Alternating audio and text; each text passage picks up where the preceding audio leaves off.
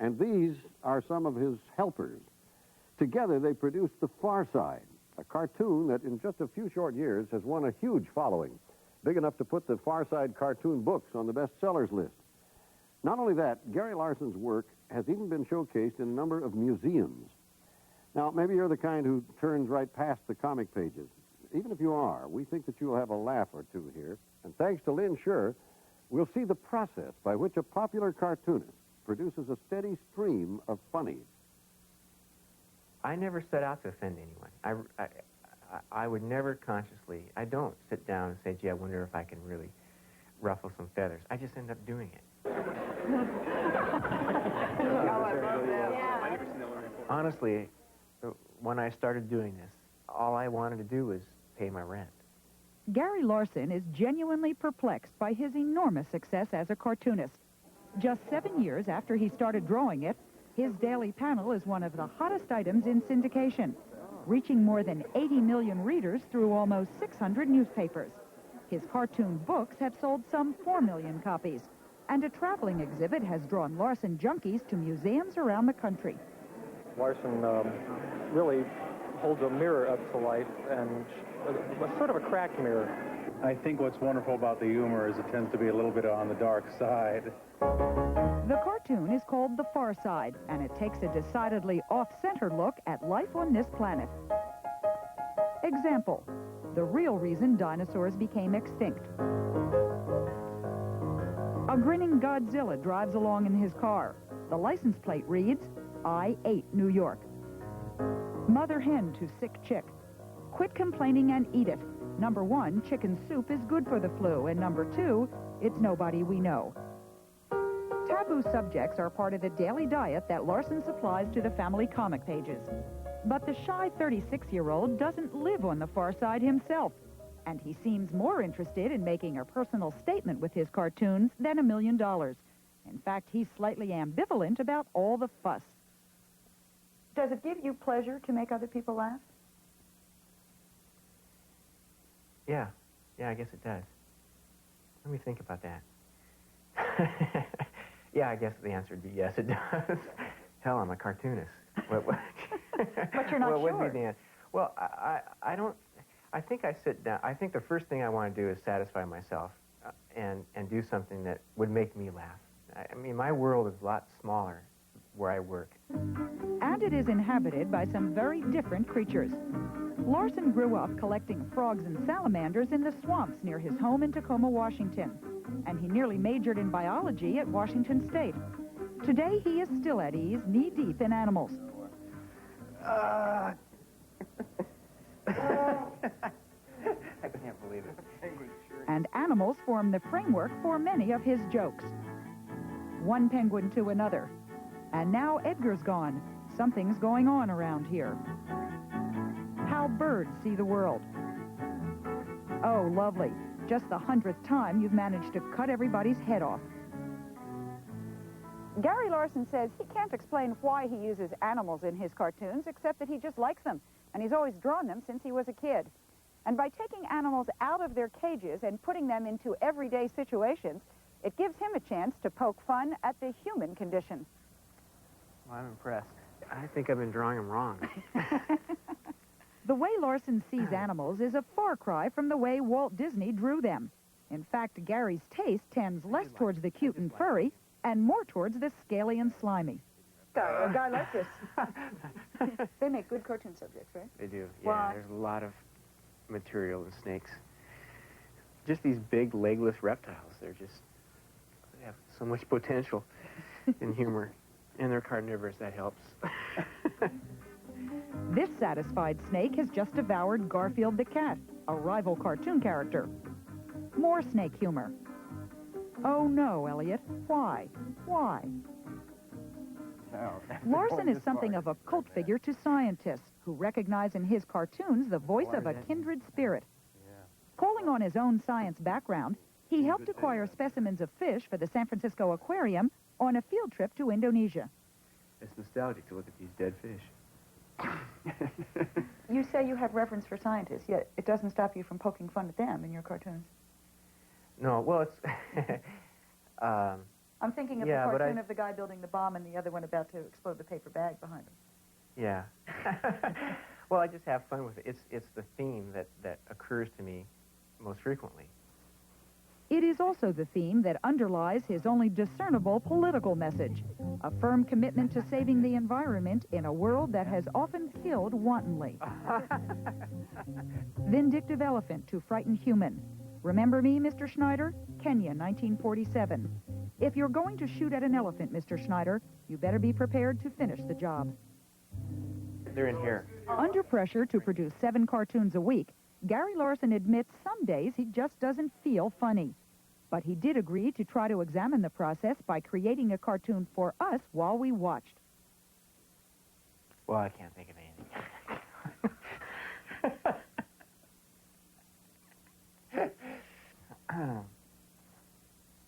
Okay, let's see. I'm drawing a chicken nudist colony. I started thinking of nude animals. Chickens without feathers hanging around on this beach. Chicken nudist colonies. Notice he's putting animals in human roles again. We'll get back to this cartoon later, and you'll see Gary as he works out his drawing. Meanwhile, even though he says he can't explain where he gets his ideas, here's a big hint. Well, I had a fear of the dark when I was a kid, and He seems to understand the fears and fantasies of all of us, based on the things he dreaded himself as a child. occasionally I was asked by my dad to go down and get some firewood, which was stored in the basement. And it was hell for me to hear those words, because everything hideous that I could imagine lived in the basement. So I'd go downstairs and I'd get the wood, and hurrying as fast as I could before I was devoured. And halfway up the stairs, the lights would go off in the basement. My brother would be at the top of the stairs, holding the door shut, and he'd start chanting, "It's coming, Gary. Do you hear it? It's coming. Do you hear it breathing?"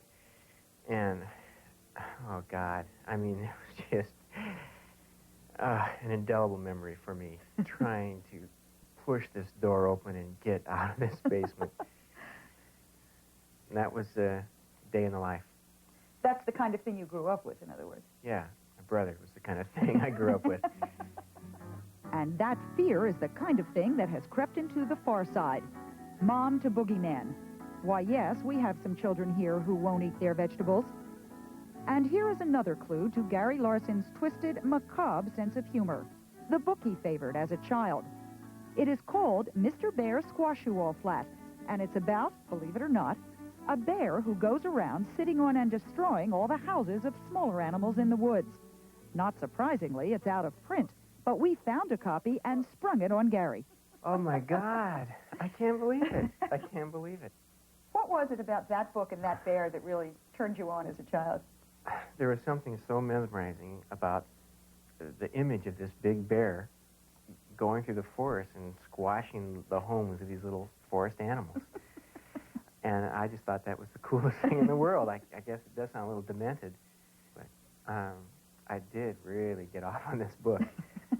Read it again, Mom, read it again. Once in a certain part of the forest, there lived a very large and very stupid bear. His name was Mr. Bear Squash-You-All Flat. And this is why, and this is why. He liked to squash things. He liked to sit on things and squash them flat. Did you think it was a little weird that he liked that book? Golly, no, I think we got it for him. Maybe it runs in the family.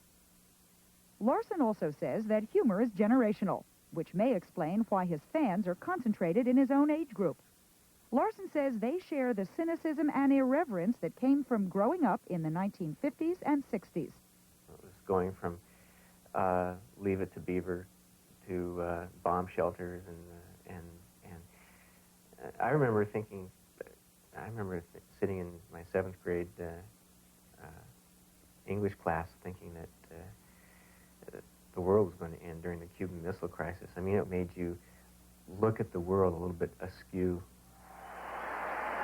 Thank you. That accounts for some of his appeal to today's college students, who flock to a recent lecture at UCLA where Gary tried to explain some of the subtleties in his humor.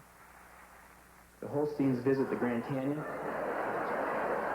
When I did this cartoon, I had so many people that told me they really liked it and how much they enjoyed it. But I never found anyone who ever saw the reason why I did it.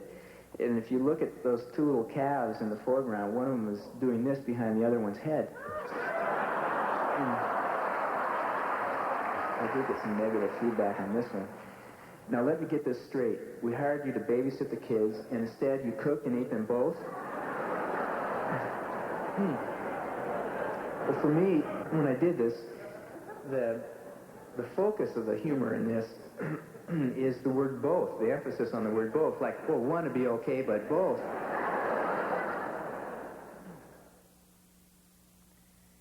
That's the sort of detail he agonizes over. Remember the cartoon he's creating for us? It's been an hour and a half now, and Gary is already making changes. A shack he'd penciled in has been turned into a volleyball net. Because I thought I'd rather have more chickens on this beach, and I thought that would be a good place in the background to have some playing volleyball, sort of in the back. On the far side, it is as normal to find a chicken playing volleyball as it is to find a lemming wearing a life preserver, God as a game show contestant, winning, of course, or a group of cavemen carrying a giant carrot, early vegetarians returning from the kill. They're just some of the strange creatures that dwell in Gary Larson's world. Most are papier-mâché or plastic now, hanging on the walls of the upscale two-bedroom bachelor house in Seattle that his enormous success has bought. But despite his new income, Gary Larson is ill at ease with the other byproduct of fame, the publicity. He is honestly embarrassed that his great popularity has allowed folks to mail his cartoons and drink from them and count off the days by them. He says he's drawn the line at Far-Side dolls in an effort to restrain the only creature that seems to frighten him, what he's referred to as the merchandising monster. He worries it will destroy the very special rapport he's got with his readers. I wouldn't want the readers who are really following this to suddenly get this sense that it's becoming real mainstream, that it's all for the dollar. I think it's getting to be these days almost where the comic pages are becoming mostly little advertising vehicles for other things that are where the real money is, and I think it sucks. I think it should be humor. Which brings us back to his work in progress. It's deceptive. At one level, it's a simple line drawing of just another day at the beach. Except, of course, those sunbathers are naked chickens. And then the payoff. The sign that originally announced the Happy Grove Featherless Beach has evolved into the less obvious No Ducks, Larson's version of a chicken joke. Less than 3 hours after he began, Chicken Nudist Colonies is inked and ready for publication. And here's how it will look in color in your Sunday paper. A Larson commentary on the curious behavior of the rest of us two-legged creatures.